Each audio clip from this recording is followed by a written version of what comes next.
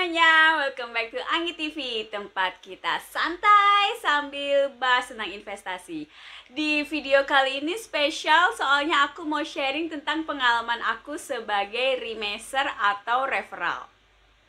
Jadi nanti di video ini aku mau cover apa itu remaster atau referral, terus positifnya apa, negatifnya apa, dan tips kali kamu tertarik untuk mengikuti profesiku ini. Jadi ayo langsung aja kita mulai. Bagian pertama apa itu remaster atau referral?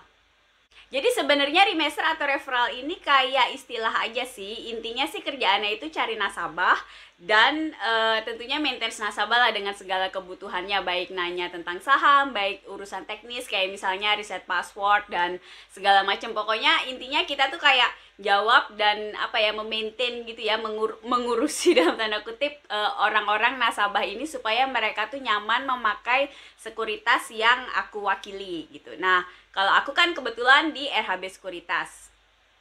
Sebenarnya kalau kita mau ekuivalenkan gitu ya, kita samain dengan misalnya kamu kerja beneran di sekuritas, itu tuh remaster atau referral itu fungsinya lebih kayak ke equity sales. Jadi intinya ya jualan gitu kan, biar orang buka account di sekuritas kita dan supaya mereka betah transaksi di sekuritas yang kita wakili itu. Bedanya antara remaster atau referral dengan equity sales itu adalah kalau equity sales itu employee resmi gitu loh. Jadi kerja resmi, pegawai resmi di sekuritas dan mereka harus kayak ngantor jam 8 sampai jam 5. Pokoknya orang kerja resmi gitu gimana sih? Kayak gitu aja. Nah, kalau remaster atau referral ini kerjaannya freelance. Jadi makanya lihat aku kerjanya jadi referral tapi bikinnya video YouTube karena memang aku tidak terikat oleh jam kantor yang benar-benar harus ngantor misalnya Senin sampai Jumat, itu bebas aja. Jadi semua kinerja aku dari sekuritas itu dinilai dari kinerjanya gitu loh. Jadi nggak ada urusan absen, nggak ada urusan yang tau lah ya kalau orang kerja kantoran peritilannya kayak gitu, itu nggak ada sama sekali. Jadi benar-benar dinilai dari kinerja aku sebagai referral tadi gitu loh, berapa banyak opening account, transaksinya seberapa dan segala macem. Nah, referral atau remaster sendiri itu jadi kita kayak punya kontrak khusus gitu loh dengan sekuritas. Jadi posisinya tuh partner bukan employee. Mungkin ada yang nanya, terus Mbak legal nggak ya kayak begitu? Itu jawabannya adalah legal, karena saya sendiri sebagai remaster itu harus punya izin juga dari OJK. Jadi benar-benar semuanya persyaratannya itu sama dengan jadi equity sales, cuma bedanya saya tidak bekerja jam 8 sampai jam 5 dan harus ngantor, itu aja. Nah, sekarang ayo kita bahas apa positifnya atau enaknya jadi remaster. Ada 3 hal sih. Ini yang benar-benar bikin aku tertarik untuk membangun bisnis ini dari nol. Sekitar kayak 3 tahun yang lalu. Yang pertama itu adalah bebas atur waktu, karena aku nggak harus ngantor.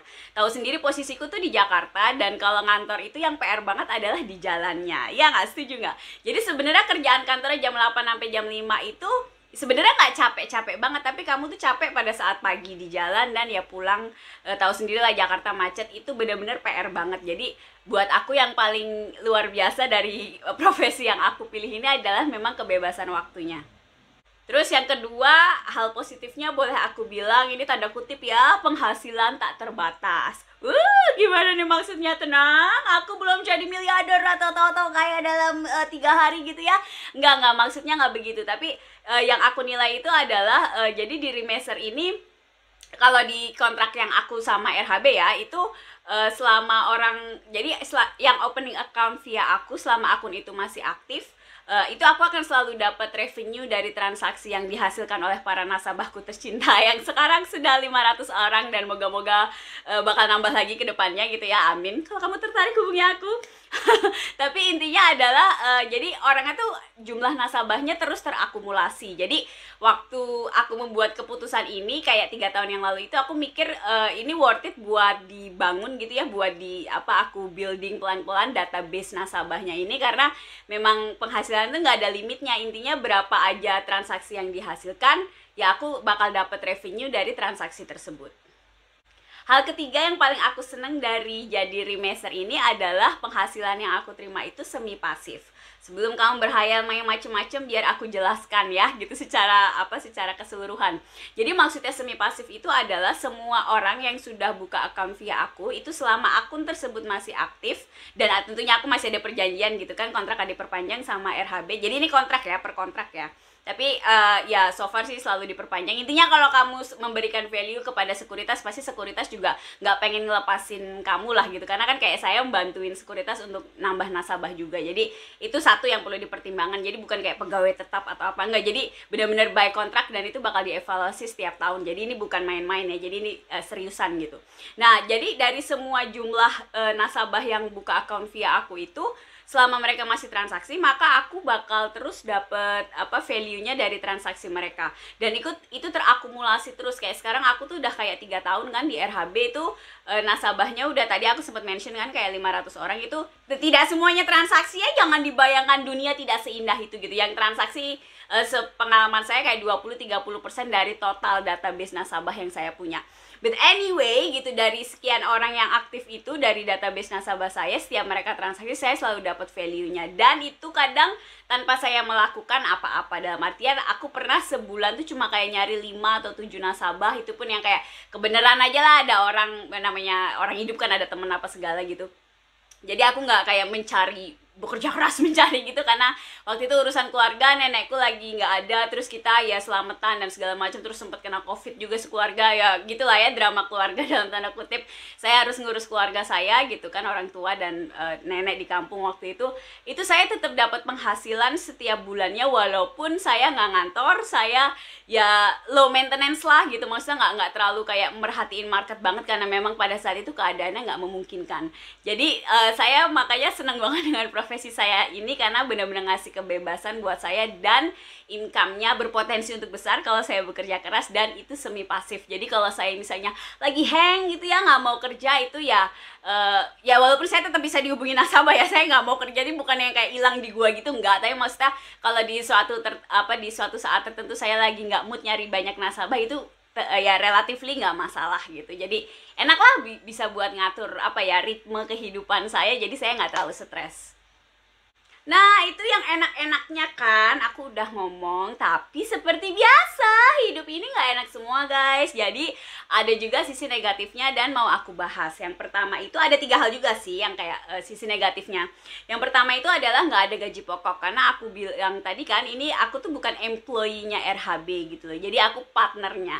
Jadi intinya kalau saya nggak kerja, RHB nggak mau tahu gitu. Beda dengan misalnya kayak mungkin teman-teman yang kerja sebagai equity sales di sekuritas, itu kadang baru masuk, nasabahnya sedikit, ya relatif di dalam tanda kutip tidak menghasilkan buat sekuritas kan, karena employee tetap dikasih gaji pokok, dan itu terus terang untuk starting point gitu ya, untuk di awal itu amat sangat membantu buat operasional harian kamu, karena ya tiap bulan masih dapat duit kan dari gaji pokok itu. Nah, di remiser atau referral ini nggak dapat. Jadi dari pertama saya masih ingat transaksi bulan pertama gitu ya, karena baru banget di RHB, baru jalan gitu ya, itu saya cuma sebulan tuh cuma dapat kayak 350.000 gitu, dan itu kayak sakit banget, karena sebelumnya saya sempat jadi equity sales di sekuritas lain gitu, dan gajinya udah lumayan, terus tiba-tiba kayak saya pindah ke RHB dengan kontrak yang seperti ini, karena saya mengejar kelebihan-kelebihan tadi yang saya cerita di depan kan. Terus ternyata bulan pertama saya cuma dapat kayak 350.000, itu sakit banget. Dan sampai kayak 6 bulan 1 tahun pertama itu ya practically speaking terus terang belum banyak sih gitu yang saya hasilkan, karena saya memang building dari nol, dan itu bener-bener struggling banget gitu buat bertahan.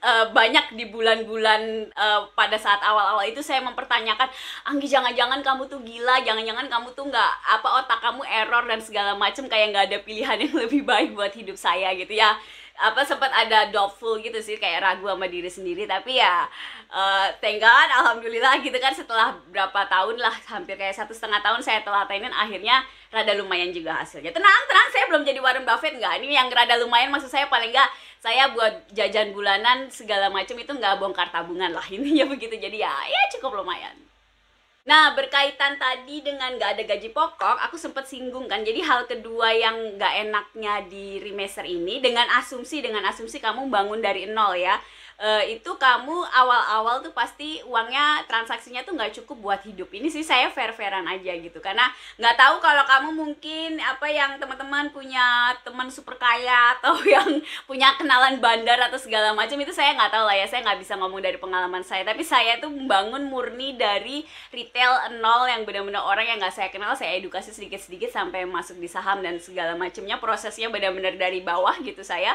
itu benar-benar kerasa apa ya, bahwa bisnis ini memang butuh waktu untuk bisa nge-cover hidup saya untuk bisa cukup. Jadi tidak, terus terang tidak sesensasional yang dibayangkan orang-orang tuh. Kadang kalau kan ada yang kayak beberapa sudah pernah dengar tentang kayak remaster ini, perjanjian khusus dengan sekuritas dan segala macam, itu nggak yang enak dibayangkan ya, yang kayak langsung tanda tangan kontrak lalu tiba-tiba cicing transaksi mengalir dan segala macam. Kebanyakan nasabah tuh transaksinya kecil kok gitu kan ya, kebanyakan orang kan kayak kita lah ya, duitnya bukan miliarder gitu kan. Jadi ya sebenarnya itu gimana ya ngomongnya, jadi tidak seindah yang dibayangkan orang lah. Intinya itu butuh waktu untuk sampai bisa transaksi yang dihasilkan di nasabah saya itu sampai bisa mengcover kebutuhan bulanan saya.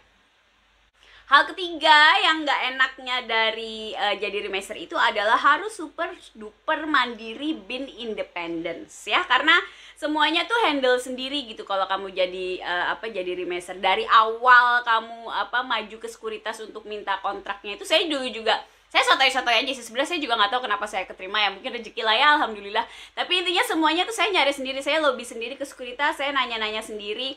Terus begitu misalnya sudah dapet kontraknya gitu kan sama sekuritas, itu saya harus mikirin yang kayak marketing plan-nya gimana supaya saya bisa dapet nasabah, cara nyarinya gimana. Karena kalau cuma nembakin kayak keluarga dan teman mau berapa sih gitu kan. Terus terang saya dari orang yang saya kenal pribadi tuh hampir nggak ada. Jadi kebanyakan nasabah saya itu benar-benar orang lain yang memang saya jaring dari marketing plan saya. Dan itu adalah yang harus kamu pikirkan gitu, untuk kalau kamu misalnya mau coba kayak bisnis kayak gini tuh, marketing plan atau cara nyari nasabah itu adalah hal yang sangat fatal yang menentukan keberhasilan kamu lah di bisnis ini. Terus kamu juga harus mandiri dalam servis nasabah, karena dulu waktu saya masih equity sales di sekuritas yang lama itu, saya kan employee ya di dalam benar-benar kerja jam Senin sampai Jumat gitu kan. Dan itu kita ada tim leader, ada SPV. Jadi intinya kalau nasabah ada tanya apa, kamu bingung nggak ngerti apa tuh, kamu bisa nanya gitu sama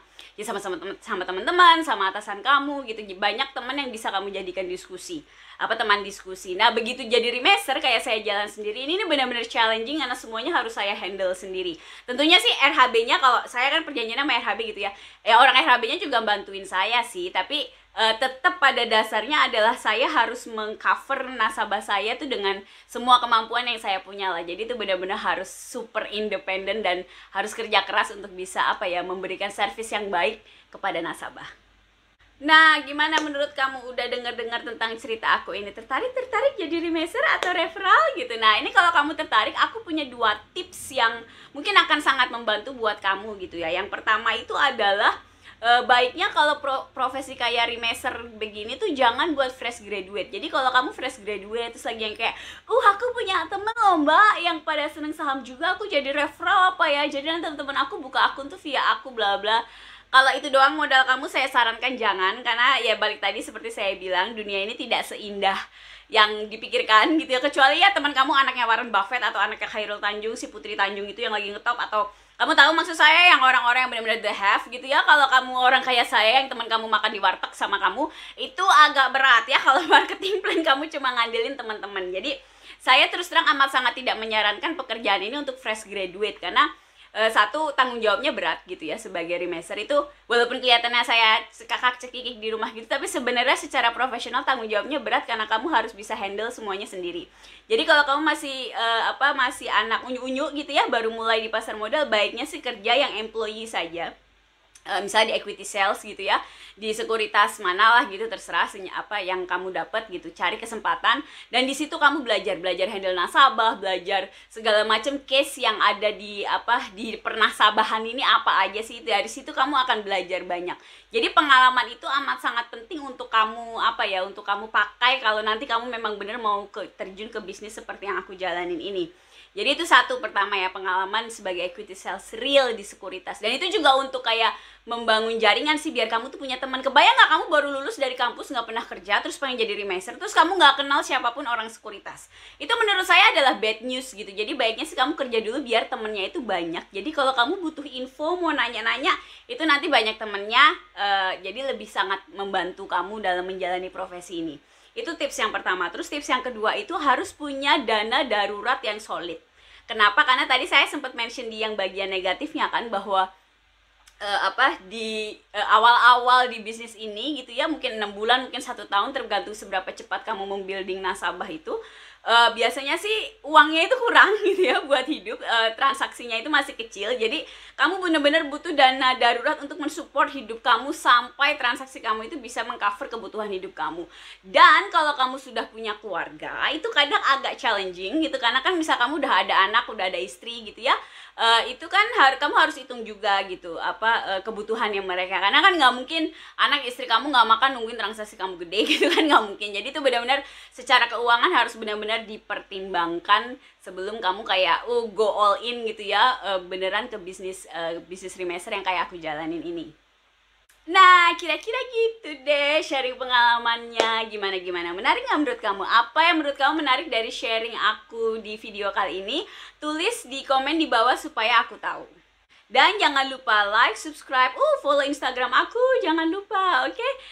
Kalau ada pertanyaan juga kasih tau aku buat kasih ide aku bikin konten selanjutnya, oke? I'll see you in the next video. Ciao!